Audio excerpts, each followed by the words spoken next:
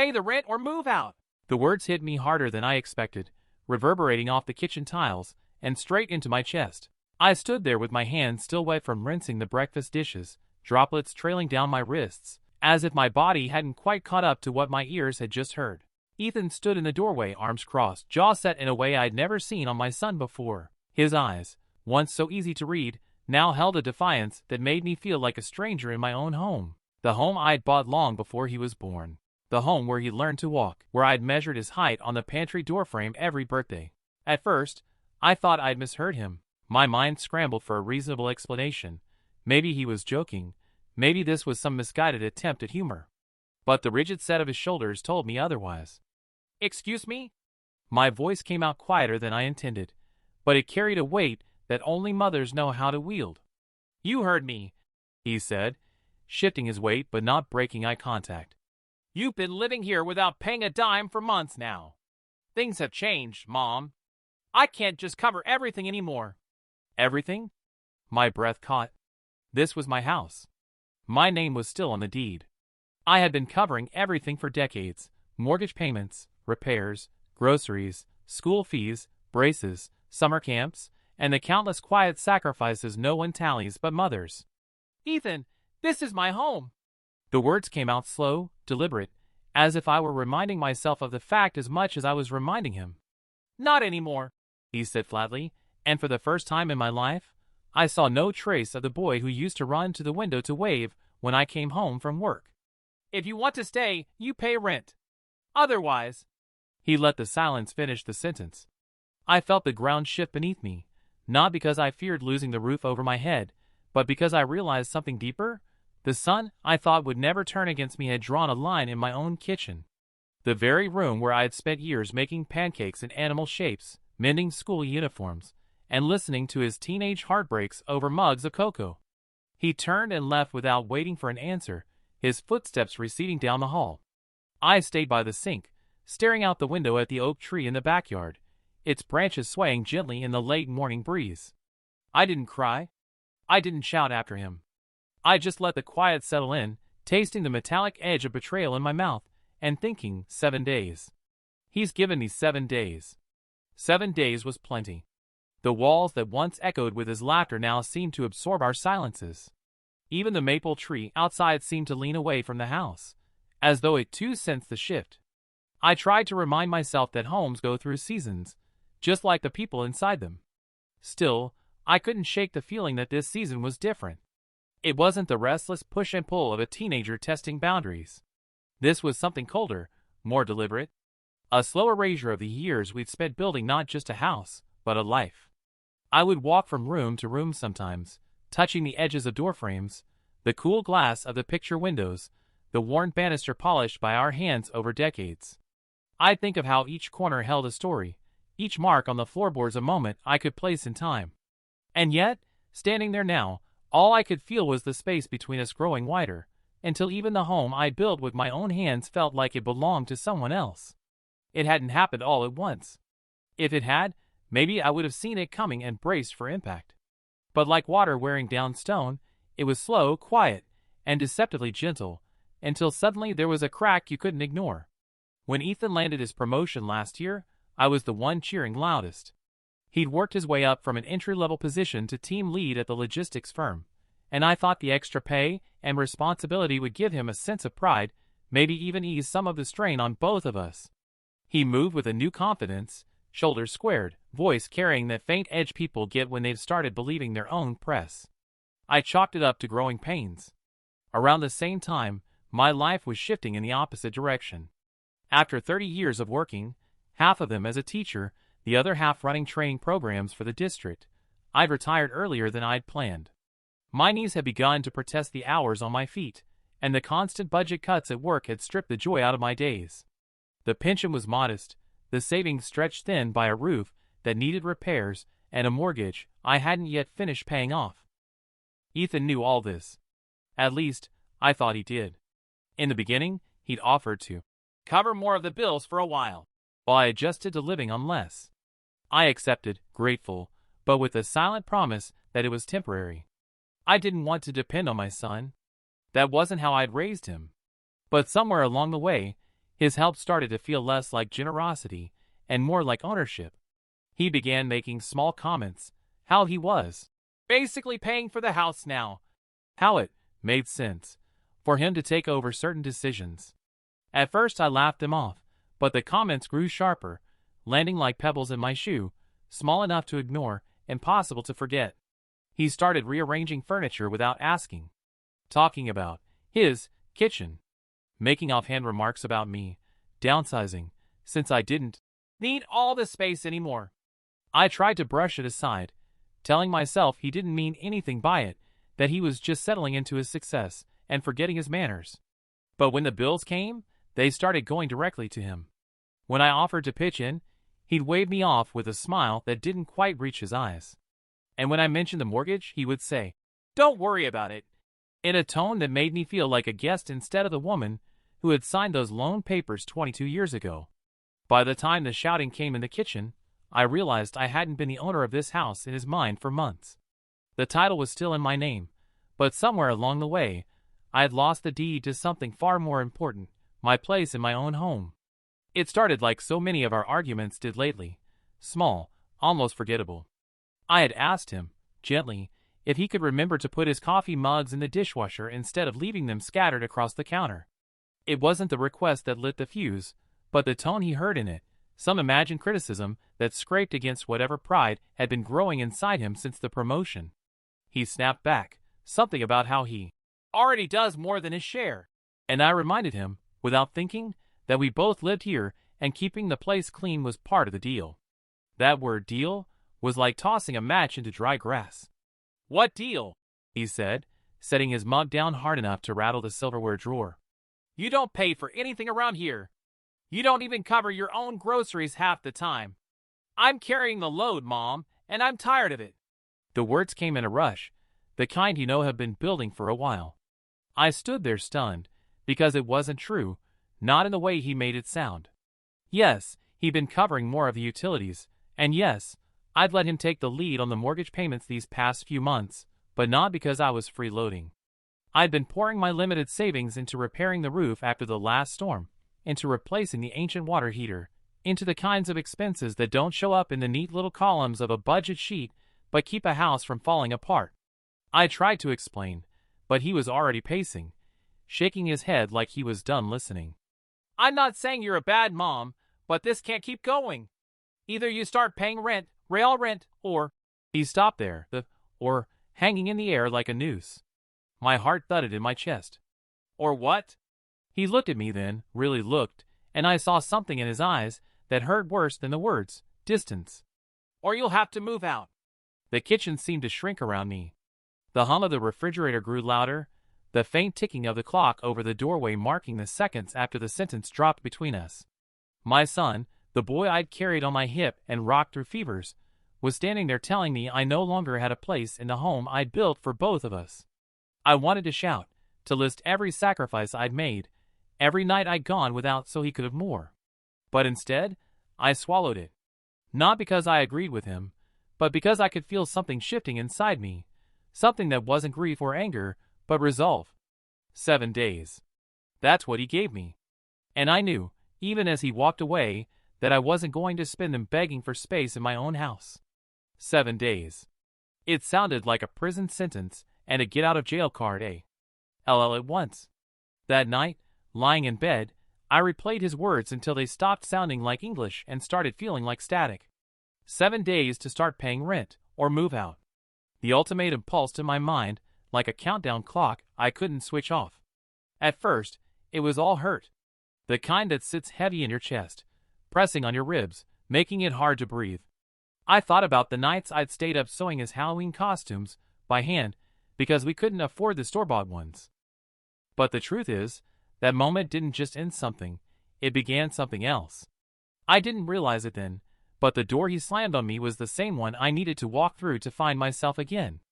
I'd been holding on to the house, as if it were a measure of my worth, proof that I had endured.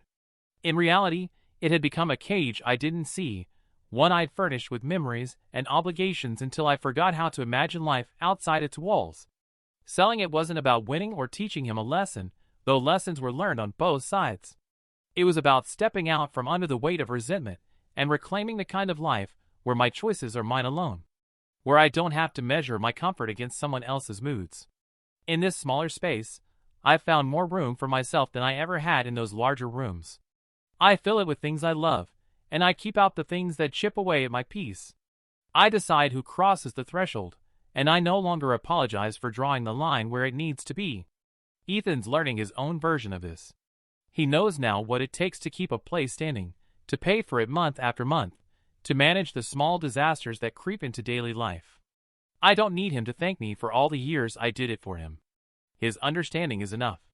Sometimes, I think about the maple tree out front of the old house, and wonder if it notices the change inside its walls.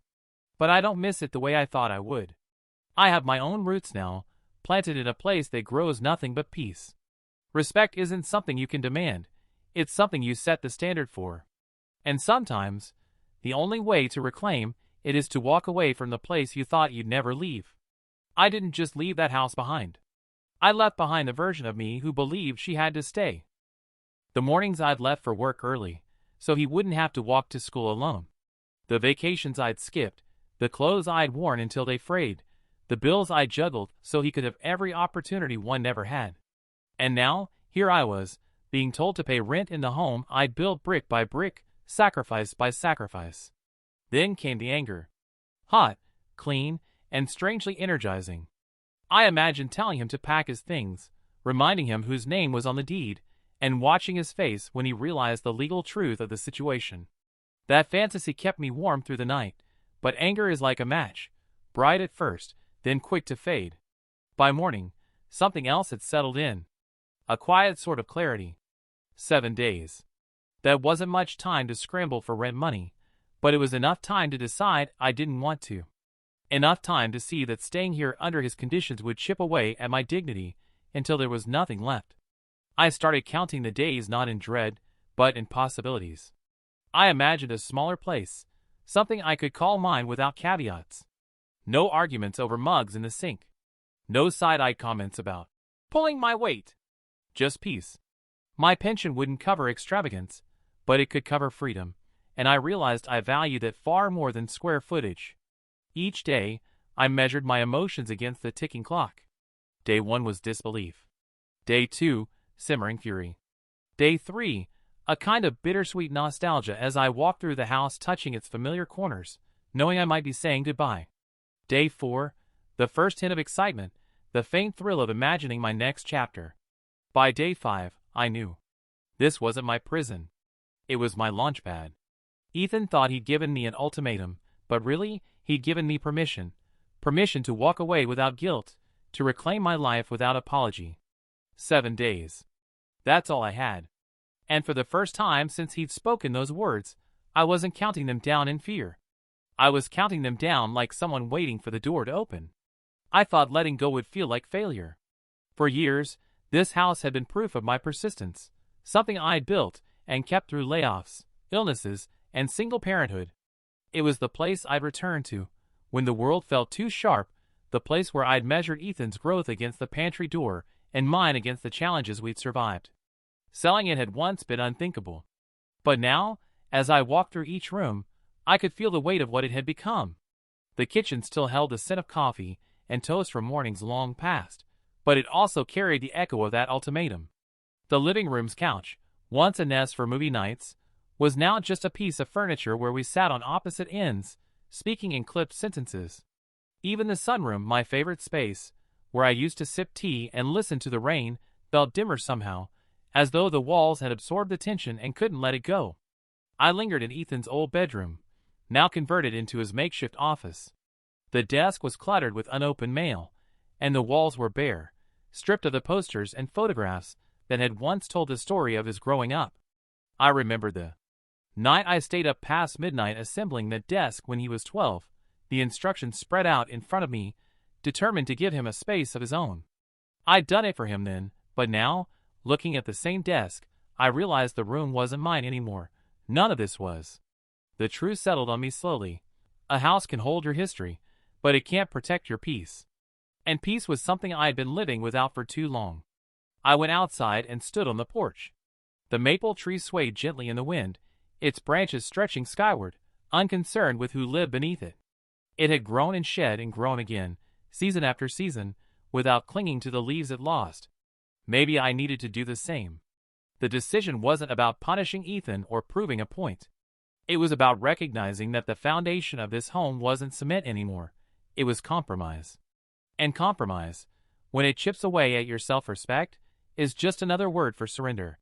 As I leaned against the porch railing, I whispered it aloud, just to hear how it sounded in the open air. It's time. The words didn't sting. They didn't feel like giving up. They felt like loosening a knot I'd been carrying in my chest for years. A house is just walls and a roof. My peace was worth far more. I started in the attic, because no one ever looks there unless they're searching for something. The air was stale with dust and insulation, the kind that clings to your hair and makes your skin itch. I found the old file box almost immediately, deed, insurance papers, past repair receipts, all neatly labeled from years of habit.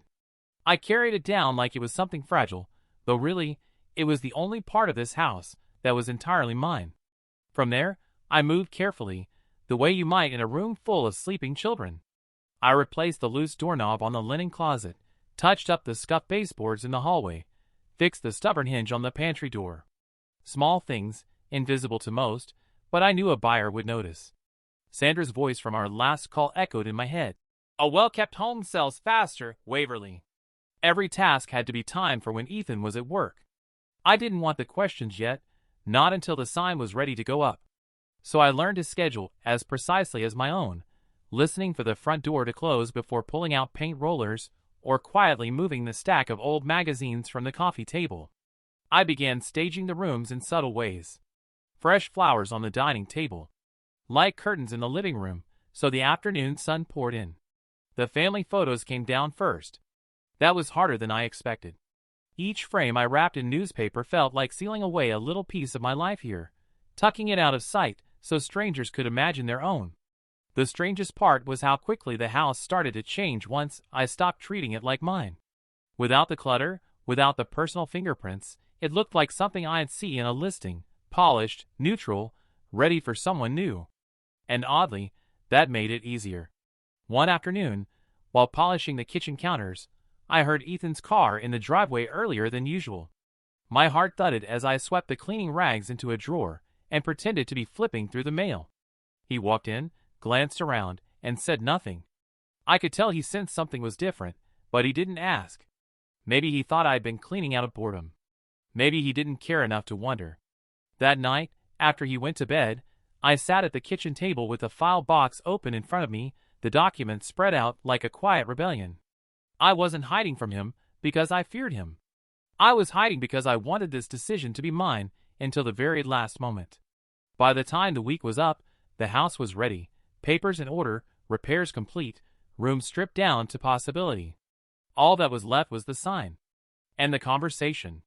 Sandra arrived on a Thursday morning, her clipboard tucked under one arm, the same brisk energy I remembered from decades ago radiating off her.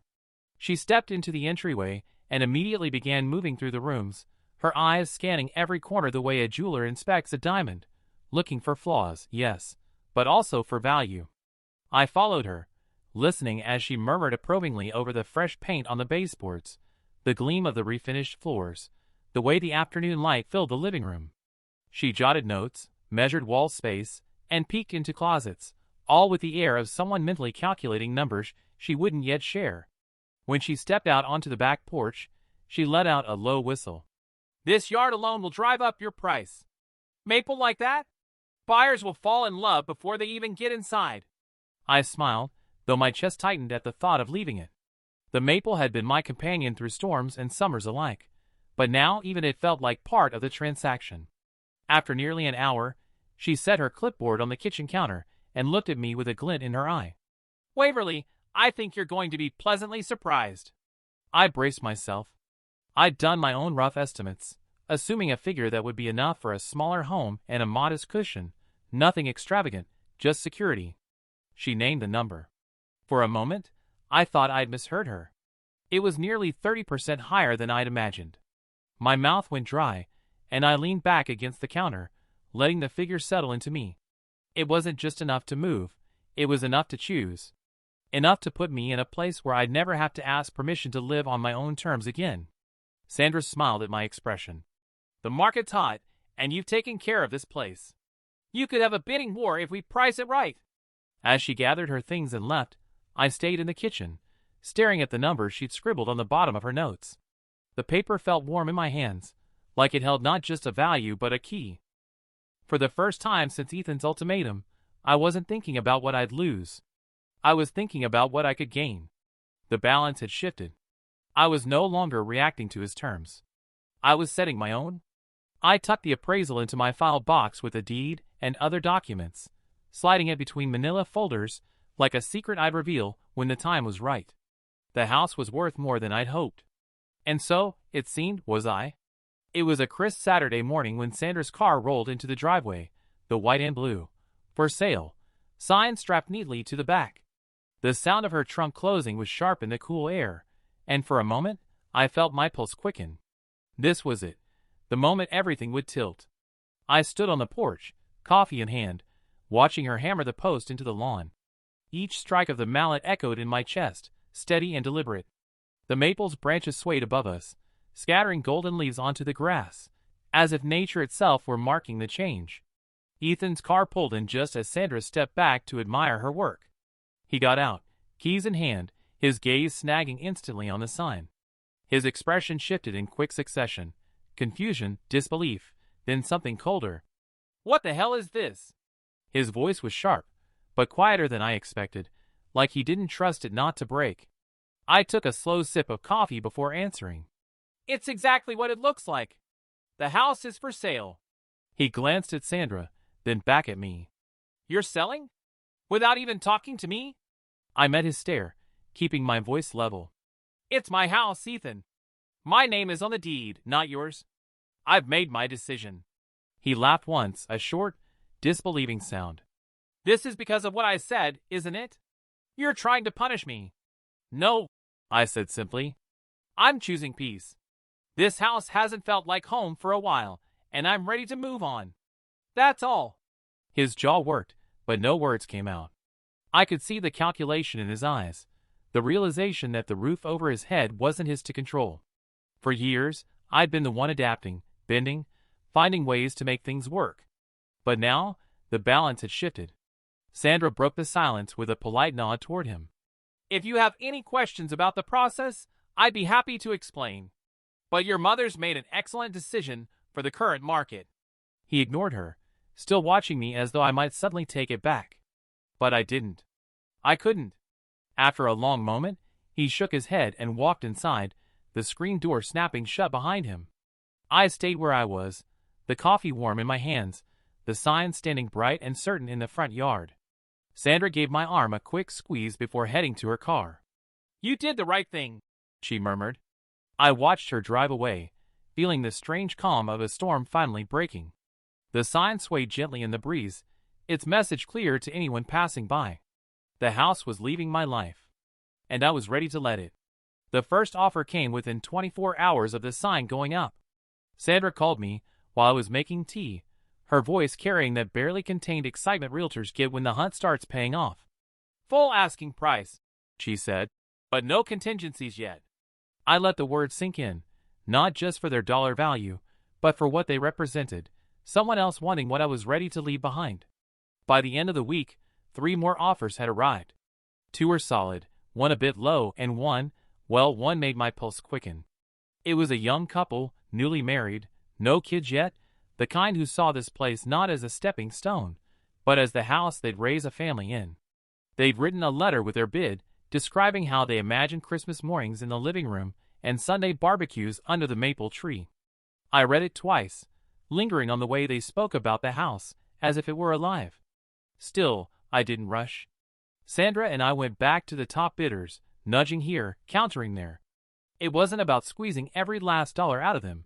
It was about proving to myself that I could hold firm. For so long, I'd been in a position where I had to take what I was given, make do, accept less than I deserved. But here, in this negotiation, I had leverage. And I intended to use it.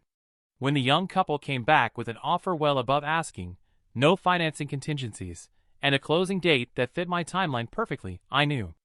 Not just because of the money, though it was more than I dreamed I'd get, but because I could picture them here without the undercurrent of tension that had settled over these rooms. I signed the acceptance with a strange mix of satisfaction and melancholy. Freedom, it turned out, could be profitable, but it was never free of emotion. Every box I ticked on the agreement was a step towards something better, but also a step away from something I'd once fought so hard to keep. Ethan didn't ask about the offers. He kept his distance, moving through the house with an almost forced casualness, as if not acknowledging the process might undo it. I didn't push him. The negotiations weren't just about selling the house. They were about reclaiming my right to make decisions without his approval. That night, I placed the signed contract in my file box with a deed and appraisal, the folder thicker now with proof that this choice was mine. Outside, the maple tree shifted in the wind, its branches rustling like applause. The deal was nearly done. And so was this chapter of my life. It was 2 days after I'd accepted the offer when Ethan finally broke his silence. I was in the kitchen, sorting through a drawer of mismatched utensils, when he came in, leaning on the doorway like the frame itself might hold him up. "So you're really doing this?" His voice had lost its earlier bite. I didn't look up right away. "The contract's signed. Closing's in 6 weeks." He let out a sharp exhale, almost a laugh, but it caught halfway. "And where exactly am I supposed to go?" I set down the whisk in my hand and met his eyes. "You're an adult, Ethan. You'll figure it out." For a moment, he just stood there, searching my face for some sign I might change my mind. When he didn't find it, he ran a hand through his hair and muttered, "This is insane." By that evening, the call started. My sister first, her voice low but pointed. "He says you're throwing him out with no warning." Then a neighbor I'd known for years, trying to mediate. Even his old high school friend, who I hadn't spoken to in ages, texted to ask if there was another way. It didn't take much to piece together that Ethan had been making his case to anyone who'd listen. The story he was telling made him sound blindsided, a victim of some cold-hearted move. I could almost admire the spin, almost. I didn't argue with him. I just repeated the truth.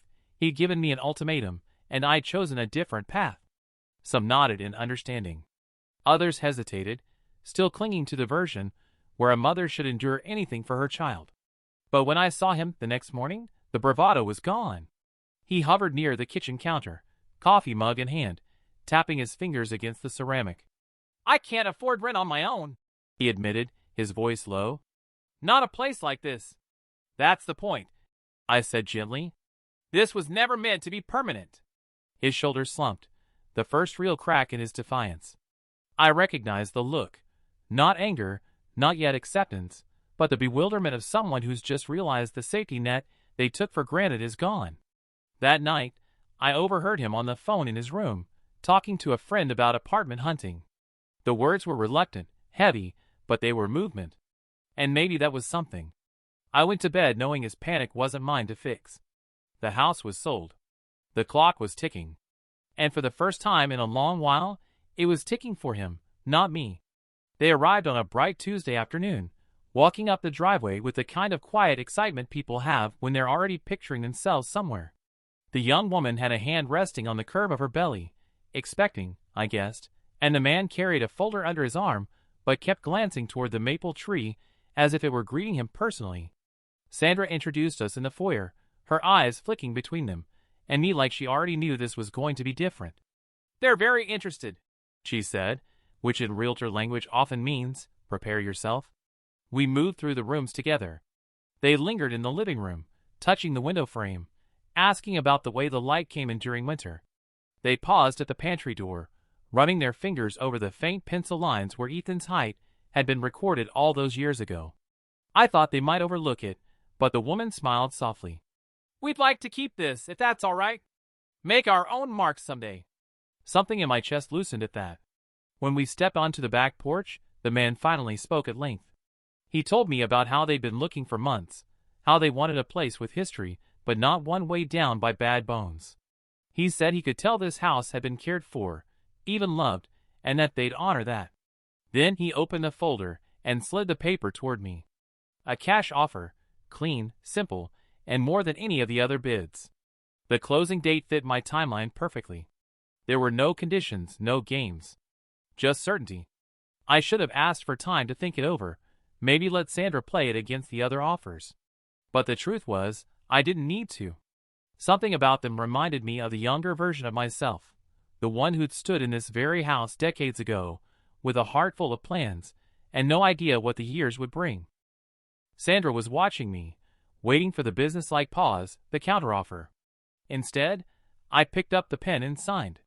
After they left, I stood in the doorway for a long while, watching them walk back to their car, the woman's hand still resting protectively over her stomach, the man looking back once at the house. They didn't just want a building, they wanted a life here. It struck me then that selling to them didn't feel like losing something. It felt like passing it forward. And for the first time since Ethan's ultimatum, I wasn't just relieved to be leaving. I was glad to be handing the keys to someone who might fill these rooms with the kind of love they'd been missing. The first box I packed was for the kitchen. It seemed practical to start there, though the moment I wrapped the first chip mug in newspaper, I realized this wasn't going to be a practical task at all. Each item had a weight far heavier than its size.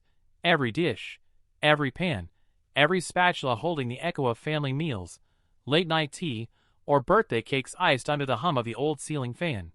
I tried to keep the pace steady. One cupboard, then the next.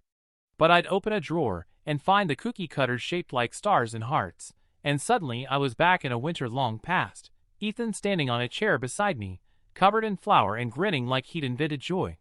In the living room, I pulled books from the shelves, their spines softened by years of use. Tucked between them were scraps of paper, old shopping lists, a note Ethan had written in crooked handwriting. "I love you, Mom. You are the best cook in the world." I pressed it to my chest before slipping it into a smaller box marked "Keep." The hardest was the pantry door. The pencil marks were still there, though faint in places, years of sunlight and dust wearing them down. I traced them with my fingertips, each line a year, a growth spurt, a summer that felt endless. I took a picture, then another, until I knew I had enough to remember. Still, I left the lines untouched for the new owners. They'd make their own. Some things went into boxes without a second thought. The extra blankets, the stack of mismatched plates, the vase I never really liked but kept out of habit. Other things stopped me in my tracks. A shoebox of Polaroids from our first years here. Ethan's old science fair ribbon. The sweater I'd knitted during nights when money was tight, and buying one wasn't an option. But as the days passed, the work became lighter. I found myself letting go of more than I kept. It was as if each box sealed not just the objects inside, but the years of compromise and tension that had crept into this place. I was making room for something new, though I didn't yet know its exact shape. On the final evening before the movers were scheduled, I sat cross-legged in the middle of the empty living room.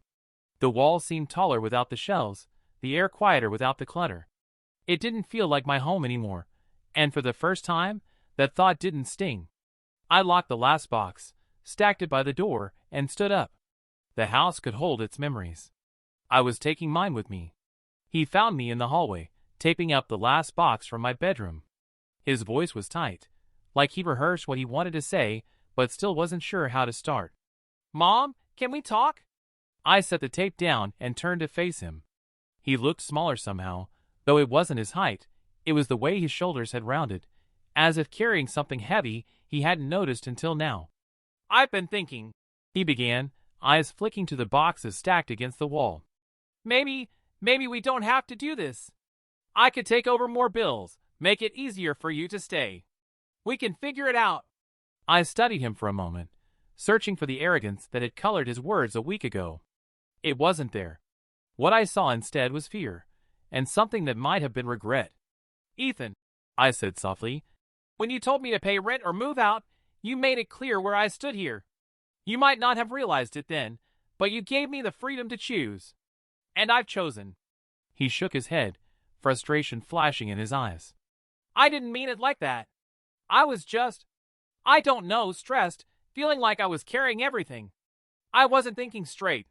"That may be true," I said, "but the thing about words is, once they're spoken, they can't be taken back.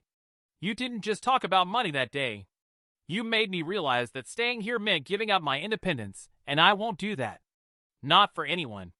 His gaze dropped to the floor. I didn't mean to make you feel like I was a guest in my own home. I finished for him. Maybe you didn't mean it, but that's what it became. This house is mine, Ethan. I bought it, I kept it, I paid for it. And I've given you a place here without asking for much in return. But somewhere along the way, you stopped seeing that as a gift and started seeing it as something you were entitled to. He flinched, and I hated the sting in my own voice, but it needed to be said. I'm not selling this house to punish you, I continued. I'm selling it because I deserve a space where I'm respected, where I have peace. And you deserve the chance to build that for yourself, without leaning on me. For a long moment, the only sound was the faint tick of the hallway clock. Then he nodded, slow and almost reluctant. I guess I have some growing up to do. I picked up the tape again, pressing it down over the last box. We both do, I said, and meant it. It was too late to undo the sale. But maybe, just maybe, it wasn't too late for us. The morning of closing day felt strangely quiet, as if the house itself was holding its breath. Sunlight filtered through the kitchen curtains, landing in a pale square on the table where I sat with a mug of coffee, my file box open beside me. The documents inside were neatly stacked: deed, inspection reports, the signed contract. Everything in order, ready to be handed over. Sandra arrived right on time, her heels clicking on the porch, her smile warm but tinged with that brisk efficiency that meant she was already in business mode. Big day, she said, glancing around the room as if committing it to memory. Are you ready? I nodded, though readiness was a complicated thing. Part of me was already halfway out the door, dreaming of a smaller place with no ghosts of arguments in the walls. The other part lingered stubbornly in every corner, unwilling to let go of the maple tree out front or the quiet hum of the house at night. At the title office, the process was clinical: sign here, initial there, another signature, another page turned. The air smelled faintly of ink and fresh paper, the sound of pens scratching over documents almost hypnotic. Across the table, the young couple looked both nervous and giddy, their hands brushing every so often. I wondered if they felt the weight of what they were taking on, or if they were too busy imagining their own future here. When the last document was signed, the notary slid the keys toward them. My keys. The same ones I'd carried on a worn brass ring for more than 2 decades. I closed my fingers around them for just a moment longer, feeling the familiar coolness of the metal, the slight bend in the one that had always stuck in the lock.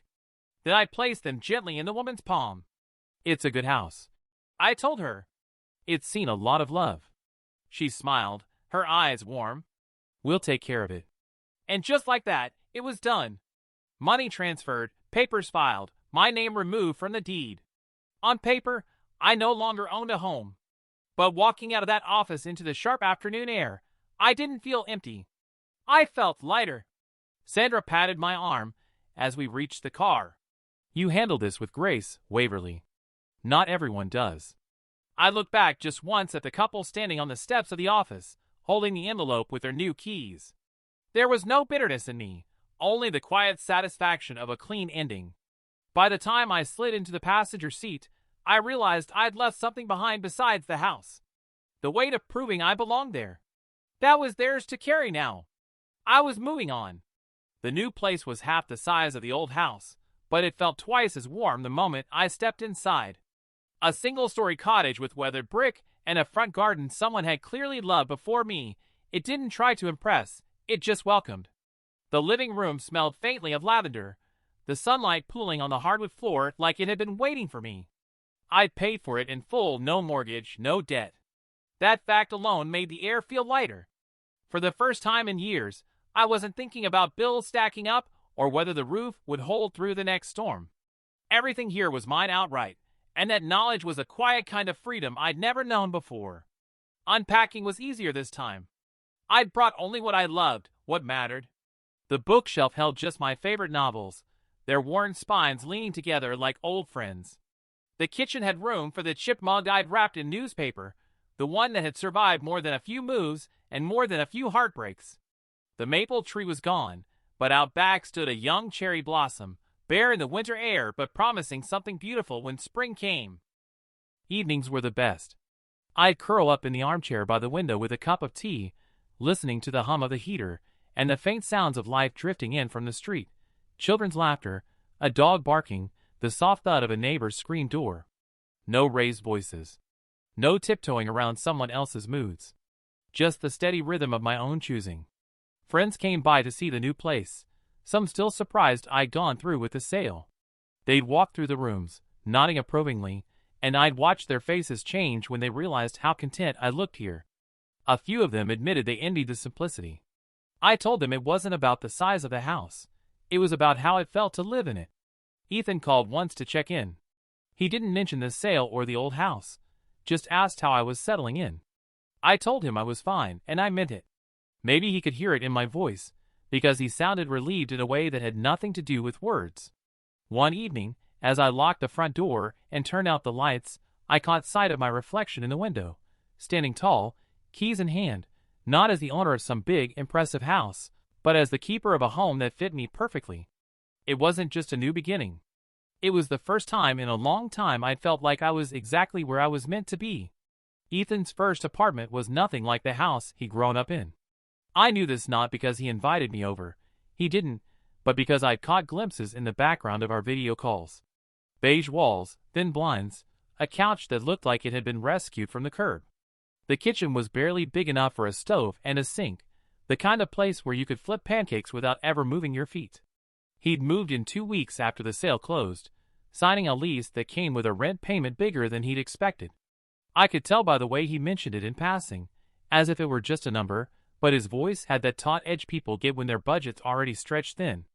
The first few months, he sounded busy. Always rushing, always on his way somewhere.